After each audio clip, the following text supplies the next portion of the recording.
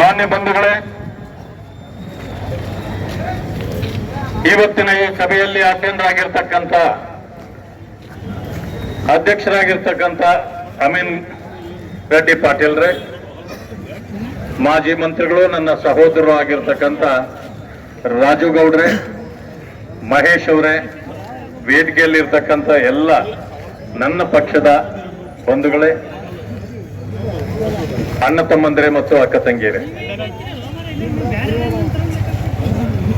ಒಂದು ವಿಷಾದಕರವಾದ ವಿಚಾರ ಇಟ್ಟುಕೊಂಡು ಇವತ್ತು ಪ್ರತಿಭಟನೆಯನ್ನ ಮಾಡಲಿಕ್ಕೆ ನಾವು ಇಲ್ಲಿ ಸೇರಿದ್ದೇವೆ.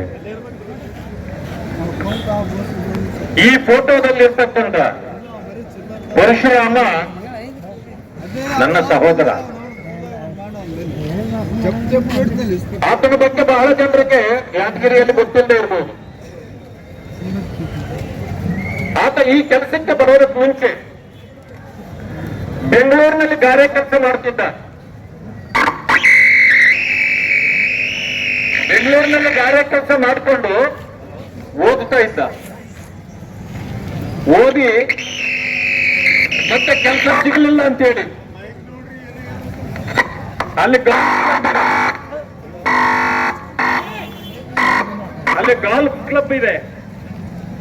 ಗಿಡಗಳಿಗೆ ಅದಕ್ಕೆಲ್ಲ ಹುಲ್ಲಿಗೆ ನೀರು ಹಾಕೋ ಕೆಲಸ ಮಾಡ್ತಾ ಇದ್ದ. ಆದ್ರೂ ಓದೋದನ್ನು ಬಿಟ್ಟಿರಲಿಲ್ಲ. ಅದಾದ ನಂತರ ಒಂದು ಪರೀಕ್ಷೆ ಬರೆದ, ಬೇರೊಂದು ಕೆಲಸ ಸಿಕ್ತು, ಕಾನ್ಸ್ಟೇಬಲ್ ಆದ. ಅಲ್ಲಿ ಓದ್ಕೊಂಡು ಹಾಗೆ PSI ಆದ. ಆತನಿಗಿದ್ದ ದೊಡ್ಡ ಏನು ಅಂತಂದ್ರೆ, ನಾನು IAS ಅಧಿಕಾರಿ ಆಗಬೇಕು ಅಂತಕ್ಕಂಥ ಹಂಬಲ ಆತನಲ್ಲಿ ಬಹಳ ಇತ್ತು. ಆದ್ರೆ ಅದು ಫಲಿಸಲಿಲ್ಲ. PSI ಆಗಿದ್ದ. ಇಷ್ಟು ಶ್ರಮಜೀವಿ ನಿಷ್ಠಾವಂತ ಒಬ್ಬ ಅಧಿಕಾರಿ ಇವತ್ತು ಶಾಸಕರ ಹಣದಾಹಕ್ಕೆ ಬಲಿಯಾಗಿದ್ದಾನೆ. ಯಾರು ಶಾಸಕರು? ನಿಮ್ಮ ಇದೇ ಊರಿನ ಶಾಸಕರಾಗಿ ಜನರ ರಕ್ತ ಹೀರುವ ವ್ಯಕ್ತಿ. ಹೇಗೆ ಅಂತಂದ್ರೆ, ಅವರ ವ್ಯಾಪಾರ ಏನು? ಅವರ ವ್ಯಾಪಾರ ಬರೀ ಬಡ್ಡಿಗೆ ದುಡ್ಡು ಕೊಡೋದು, ಎಲ್ಲರ ರಕ್ತ ಇರೋದು, ಇದೇ ಅವರ ವ್ಯಾಪಾರ.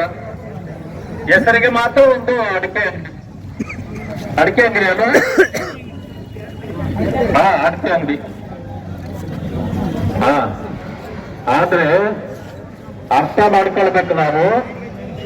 ಯಾವುದೋ ಕಾರಣಕ್ಕೆ ಒಂದು ಟಿಕೆಟ್ ಸಿಕ್ತು ಅನ್ನೋ ಕಾರಣಕ್ಕೆ MLA ಆಗ್ಬಿಟ್ರು. MLA ಚೆನ್ನಾರೆಡ್ಡಿ ಅವರ ಅಥವಾ ಅವ್ರ ಮಗನ? ಇದನ್ನು ಕೂಡ ನಾವು ನೋಡ್ಬೇಕು. ಚೆನ್ನಾರೆಡ್ಡಿ ಏನು ಮಾನಸಿಕವಾಗಿ ಇಟ್ಕೊಂಡಿದ್ದಾರೋ ಅದಕ್ಕೆಲ್ಲ ಕಾರಣ ಅವ್ರ ಮಗ. ನೀವು ಇಸ್ಬಿನ ದಂಧೆ ನೋಡಿದ್ದೀರಿ, ಯಾವುದಕ್ಕೂ ಅವರೇ. ಟ್ರಾನ್ಸ್ಫರ್ಗಳ ದಂಧೆ, ಅದಕ್ಕೂ ಅವರೇ ಮಗ. ಎಲ್ಲರ ಹತ್ರ ಸುಲಿಗೆ ಮಾಡೋದು ಅವರೇ, ವ್ಯಾಪಾರಿಗಳ ಹತ್ರ ಸುಲಿಗೆ ಮಾಡೋದು ಅವರೇ. ಒಟ್ಟಿಗೆ ಚೆನ್ನಾರೆಡ್ಡಿ ಅವ್ರ ಮುಖ ನೋಡಿ ಮಾತಾಡ್ಸ್ಬೇಕಂದ್ರೆ ಅವ್ರಿಗೆ ಫೀಸ್ ಕೊಡ್ಬೇಕು. ಚೆನ್ನಾರೆಡ್ಡಿ MLA ಅವ್ರನ್ನ ಮಾತಾಡ್ಸಕ್ಕೂ ಫೀಸ್ ಕೊಡ್ಬೇಕು ಅವ್ರಿಗೆ. ಇಂಥ ಪರಿಸ್ಥಿತಿ ಈ ದೇಶದಲ್ಲಿ ಎಲ್ಲೂ ಇಲ್ಲ.